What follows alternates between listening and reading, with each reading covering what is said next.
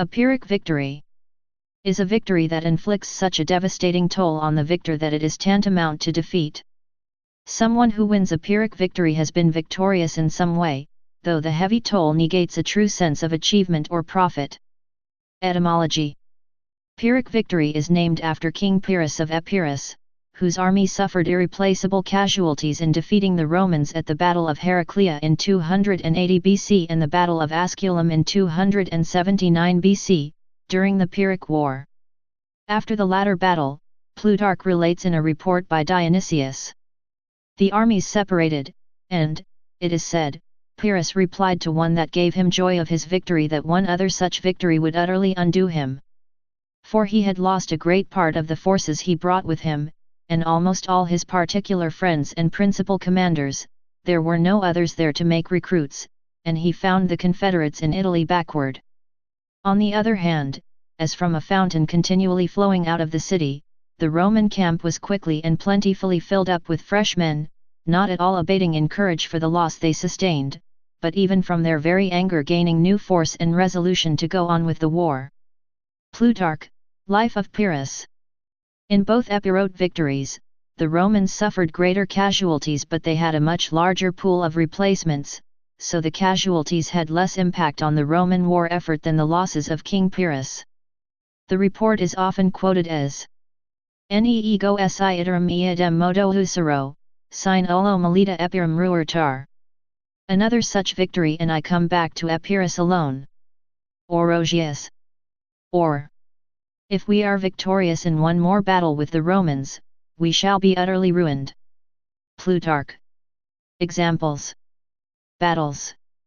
This list comprises examples of battles that ended in a Pyrrhic victory. It is not intended to be complete but to illustrate the concept. Battle of Asculum, 279 BC, Pyrrhus of Epirus and Italian allies against the Romans.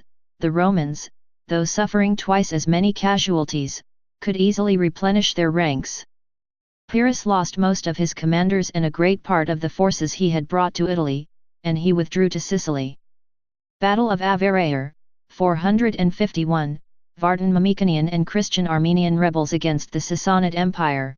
The Persians were victorious, but the battle proved to be a strategic victory for Armenians, as Avere paved the way to the Anvarsic Treaty, 484 AD, which assured Armenian autonomy and religious freedom.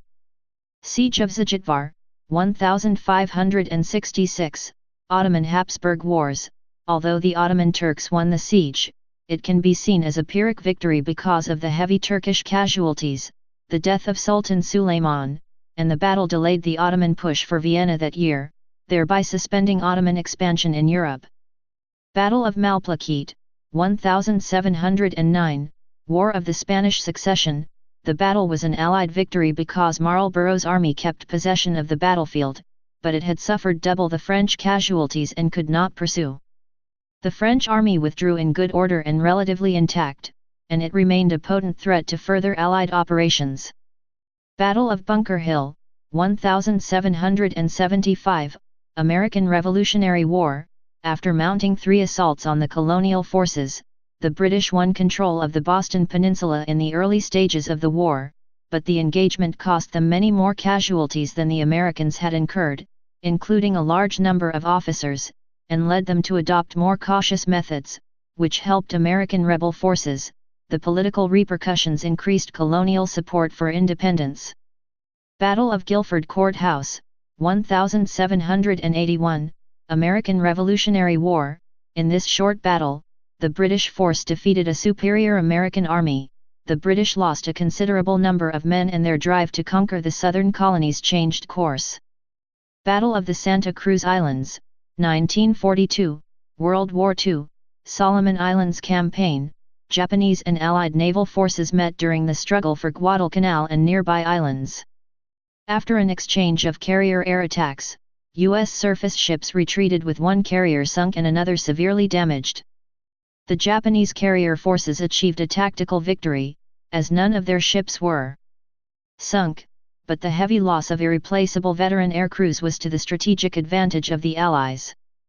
Battle of Chosin Reservoir, 1950, Korean War.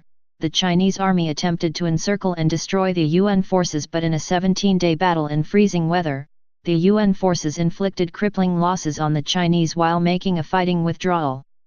The Chinese occupied northeast Korea, but they did not recover until the spring, and the UN maintained a foothold in Korea. Battle of Vukovar, 1991, Croatian War of Independence. The Yugoslav People's Army, JNA, laid siege to the city of Vukovar, held by the Croatian National Guard and civilian volunteers. After 87 days, the ruined city fell to the JNA. The siege exhausted the JNA and was a watershed in the Croatian War. Other uses. The term is used as an analogy in business, politics, and sport to describe struggles that end up ruining the victor. Theologian Reinhold Niebuhr commented on the necessity of coercion in preserving the course of justice by warning. Moral reason must learn how to make coercion its ally without running the risk of a Pyrrhic victory in which the ally exploits and negates the triumph. Carl Paul Reinhold Niebuhr. In Beauharnais v. Illinois, a 1952 U.S. Supreme Court decision involving a charge proscribing group libel, Associate Justice Black alluded to Pyrrhic in his dissent. If minority groups hail this holding as their victory, they might consider the possible relevancy of this ancient remark, another such victory and I am undone. Hugo Black. Related terms. A related expression is winning a battle but losing the war. This describes a poor strategy that wins a lesser objective but overlooks and loses the larger objective. A hollow victory or empty victory is one in which the victor gains little or nothing. Examples include: in a murder trial, where a guilty verdict brings justice for the victim but the family is still bereft. A court-martial clears an officer of blame in a military accident but the death and damage cannot be undone.